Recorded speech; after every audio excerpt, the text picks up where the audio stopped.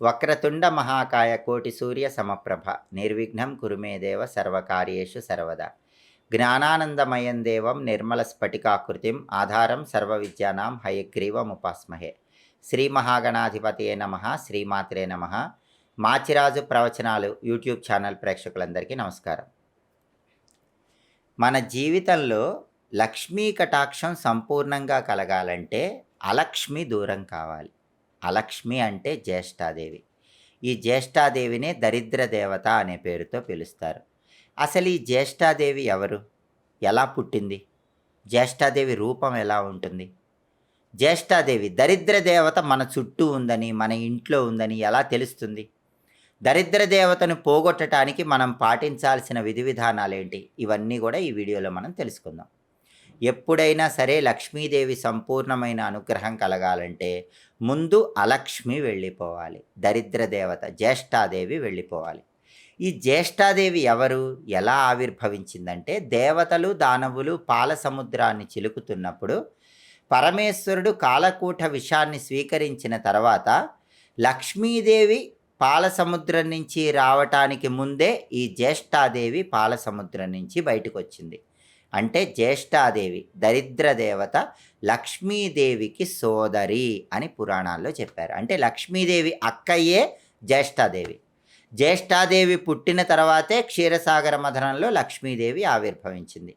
లక్ష్మీదేవిని చూసి శ్రీ మహావిష్ణువు లక్ష్మీదేవిని వివాహం చేసుకోవాలని భావించాడు. అయితే అక్కయ్యకి పెళ్లి కాకుండా చెల్లెలికి పెళ్లి చేయకూడదు కాబట్టి ముందు జ్యేష్ఠాదేవికి పెళ్లి చేసి ఆ తర్వాత లక్ష్మీదేవికి పెళ్లి చేయాలని అందరూ అనుకుంటారు. కానీ జ్యేష్ఠాదేవిని పెళ్లి చేసుకోవటానికి ఎవరూ ముందుకు రారు.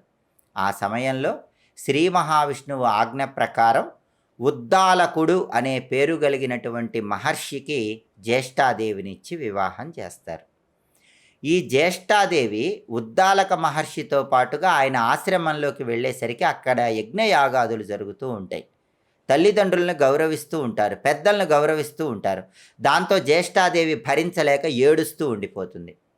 అప్పుడు ఉద్దాలక మహర్షికి ఏం చేయాలో అర్థం కాక విష్ణుమూర్తి దగ్గరికి వెళితే, ఎక్కడైతే కుటుంబ కలహాలు ఎక్కువగా ఉంటాయో, ఎక్కడైతే గొడవలు ఎక్కువగా జరుగుతూ ఉంటాయో, ఎక్కడైతే తల్లిదండ్రులు పిల్లల్ని పట్టించుకోకుండా వాళ్ళ సుఖ సంతోషాలు చూసుకుంటూ ఉంటారో అలాంటి ప్రదేశానికి తీసుకుని వెళ్ళు, నీ భార్య అయినటువంటి జ్యేష్ఠాదేవి ప్రశాంతంగా ఆనందంగా ఉంటుందని విష్ణుమూర్తి ఉద్దాలక మహర్షికి చెప్తాడు. అప్పుడు ఉద్దాలక మహర్షి అలాంటి ప్రదేశానికి తీసుకువెళ్ళినప్పుడు జ్యేష్ఠాదేవి ఎంతో ఆనందంతో ఉంటుంది. అంటే దరిద్ర దేవత ఎక్కడుంటుంది?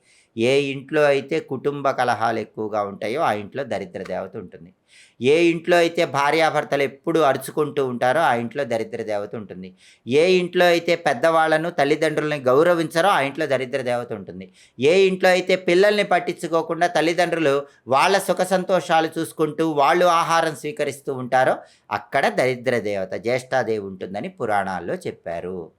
కాబట్టి ఉద్దాలక మహర్షి అలాంటి ప్రదేశానికి తీసుకెళ్ళినప్పటికీ తాను ఎక్కువసేపు ఉండలేక అక్కడి నుంచి పర్వతాలకు తపస్సు చేసుకోవటానికి వెళ్ళిపోతాడు. అప్పుడు జ్యేష్ఠాదేవి విష్ణుమూర్తి దగ్గరకు వచ్చి, నా భర్త నన్ను విడిచిపెట్టి తపస్సు చేసుకోవటానికి వెళ్ళాడు, నేనేం చేయాలి అని అడిగితే విష్ణుమూర్తి ఎక్కడైతే ఇలాంటి వాతావరణం ఉంటుందో ఆ వాతావరణంలో నువ్వు ఉండమని చెప్పి జ్యేష్ఠాదేవితో చెప్తాడు. కాబట్టి జ్యేష్ఠాదేవిని తరిమి కొడితేనే లక్ష్మీదేవి మన గృహంలోకి ప్రవేశిస్తుంది. ఈ జ్యేష్ఠాదేవి రూపాన్ని కూడా పురాణాల్లో వర్ణించారు. జ్యేష్ఠాదేవి రూపంలో జ్యేష్ఠాదేవి ఎలా ఉంటుందంటే నలుపు రంగు శరీర ఛాయతో ఉంటుంది. చూడటానికి చాలా భయంకరంగా ఉంటుంది. ఒక చేతిలో చీపురు పట్టుకొని ఇంకొక చేతిలో కాకిని పట్టుకొని ఉంటుంది. అలాగే జ్యేష్ఠాదేవి ముక్కు చాలా పొడుగ్గా ఉంటుంది. కళ్ళ కింద గుంటలు పడిపోయి ఉంటాయి. మెడలో గులకరాళ్ళ దండ వేసుకొని ఉంటుంది. ఆభరణాలుగా ఇనుము ఆభరణాలు ధరించి ఉంటుంది. ఇనుప గజ్జెలు ధరించి ఉంటుంది. ఒంటి నిండా గులకరాయి పొడిని రాసుకొని ఉంటుంది. సున్నపు పొడిని రాసుకొని ఉంటుంది. ఇలా ఉన్నటువంటి జ్యేష్ఠాదేవి వాహనం గార్ధబం, గాడిద. అలాగే కొన్ని రూపాలలో సింహాలు లాగుతున్నటువంటి ఒక రథంలో జ్యేష్ఠాదేవి సంచారం చేస్తున్నట్లుగా కూడా పురాణాల్లో చెప్పడం జరిగింది. చూడటానికి చాలా భయంకరంగా జ్యేష్ఠాదేవి ఉంటుంది. ఈ జ్యేష్ఠాదేవి ఇంట్లో నుంచి బయటికి వెళితే సంపూర్ణంగా లక్ష్మీ కటాక్షం కలుగుతుంది. మరి జ్యేష్ఠాదేవి ఉందని మనం తెలుసుకోవచ్చా? ఖచ్చితంగా తెలుసుకోవచ్చు. ఏ ఇంటి ఆవరణలో అయితే మొక్కలు ఎండిపోతూ ఉంటాయో ఆ ఇంట్లో జ్యేష్ఠాదేవి ఉన్నట్లే. తరచుగా మొక్కలు ఎండిపోవటం, తులసి మొక్క నిద్రపోవటం ఇలాంటివి జరిగితే జ్యేష్ఠాదేవి ఉన్నట్టే. అలాగే ఏ ఇంటి పరిసర ప్రాంతాల్లో అయితే చీమలు ఎక్కువగా సంచారం చేస్తూ ఉంటాయో, పావురాల శబ్దం వినపడుతూ ఉంటుందో అలాంటి ప్రదేశాల్లో కూడా జ్యేష్ఠాదేవి ఉన్నట్లు అర్థం చేసుకోవాలి.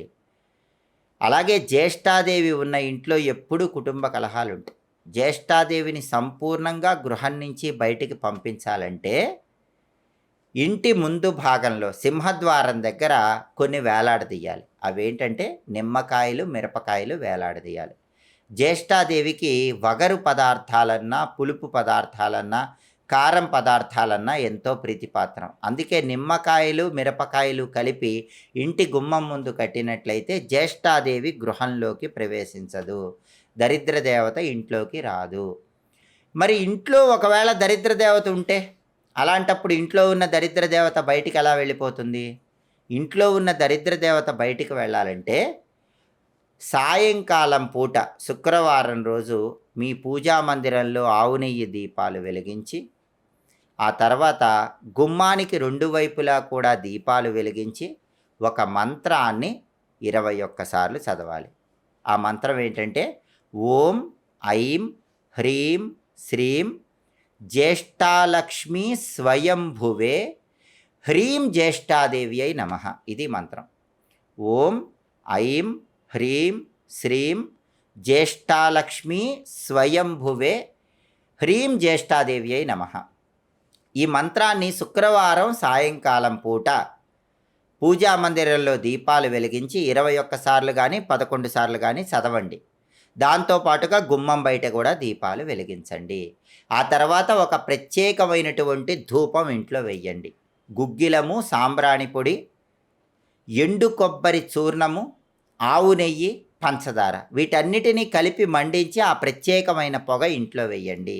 అలా వేస్తే ఇంట్లో ఉన్నటువంటి దరిద్ర దేవత జ్యేష్ఠాదేవి ఇంట్లోంచి బయటికి వెళ్ళిపోతుంది. కుటుంబ కలహాల వల్ల కానీ, ఇల్లు శుచి శుభ్రత లేకపోవటం వల్ల కానీ, ఇలాంటి కారణాల వల్ల జ్యేష్ఠాదేవి ఇంట్లోకి ప్రవేశించినప్పటికీ ఈ ప్రత్యేకమైన ధూపం వేయటం ద్వారా, నిమ్మకాయలు, మిరపకాయలు కలిపి ఇంటి ముందు కట్టడం ద్వారా, అదేవిధంగా ఈ మంత్రం చదువుతూ పూజ గదిలో దీపాలు వెలిగించి గుమ్మం బయట దీపాలు వెలిగించడం ద్వారా దరిద్ర దేవత జ్యేష్ఠాదేవి గృహంలో నుంచి బయటికి వెళ్ళిపోతుంది.